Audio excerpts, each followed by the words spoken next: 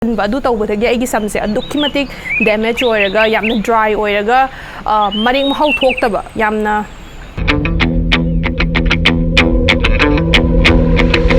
action sumjit ki sam kai hainam domina adu do malure aigi samse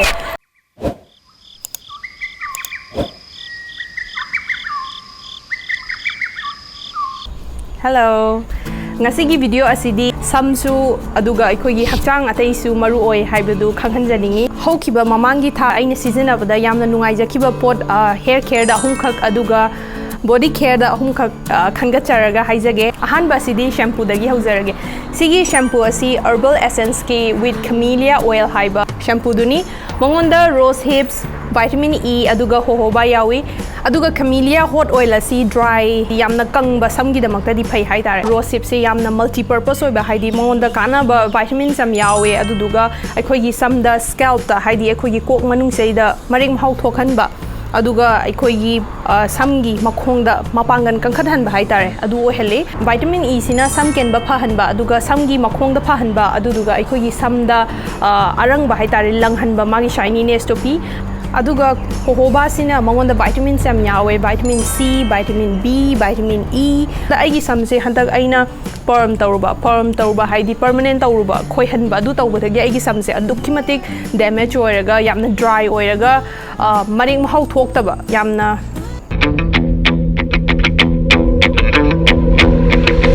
action sumjit ki sam kai hainam domina adu do malure aigi samse aduda aina mongonda yauriba singse season matamda effective oina khalle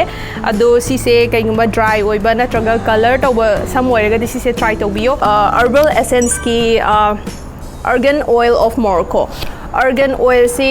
skin su samda su yamna phaba oil ni yamna moisturizing ohelle aduga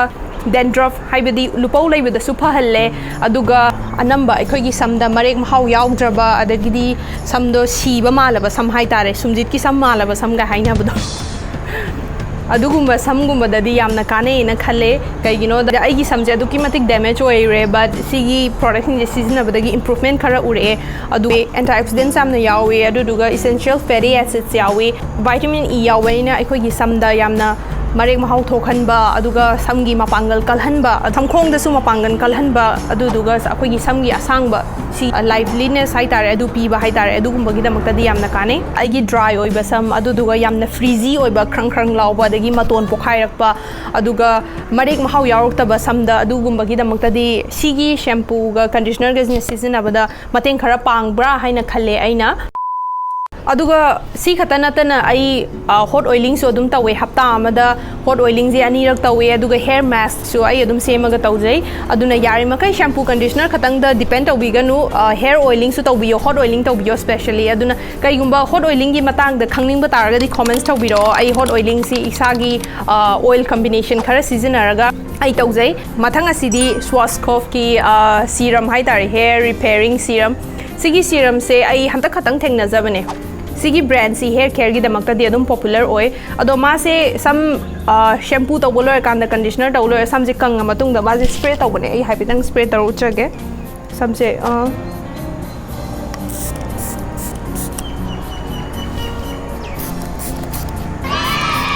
ado ma se ham smooth hole aduga manam ju yamna fresh oiba summer gi aduga lai gi manam aduna me nungai si je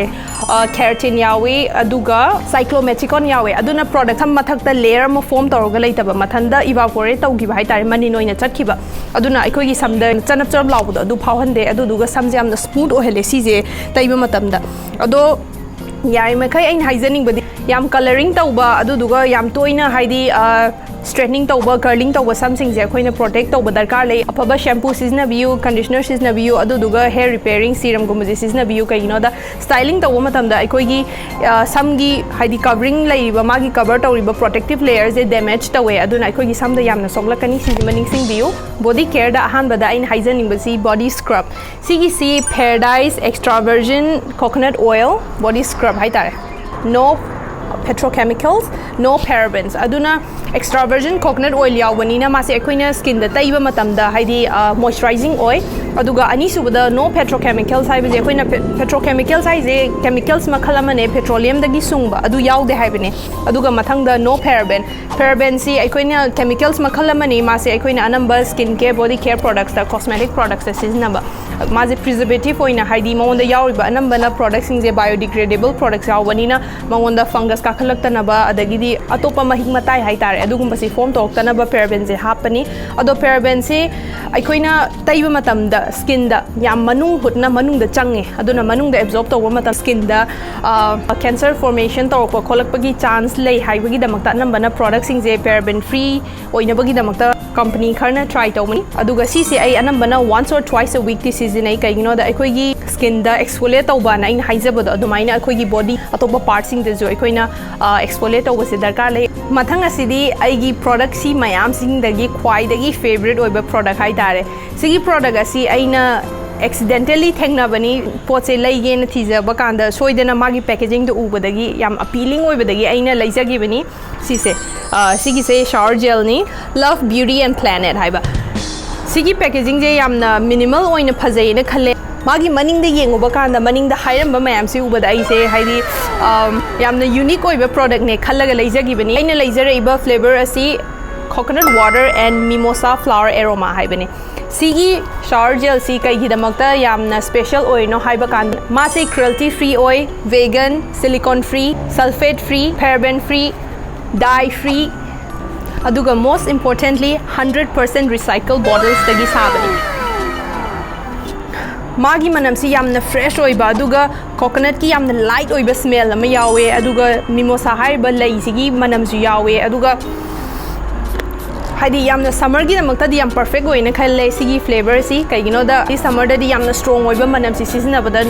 kaya haina ba watle aduna light oiba fresh oiba aduga skin da ju chanap laud abado season ninge adu si hi product si oi aduna hojiki oina di ai sigi brand si hena topa products mayam su try tawgena khalle thank you love beauty and planet for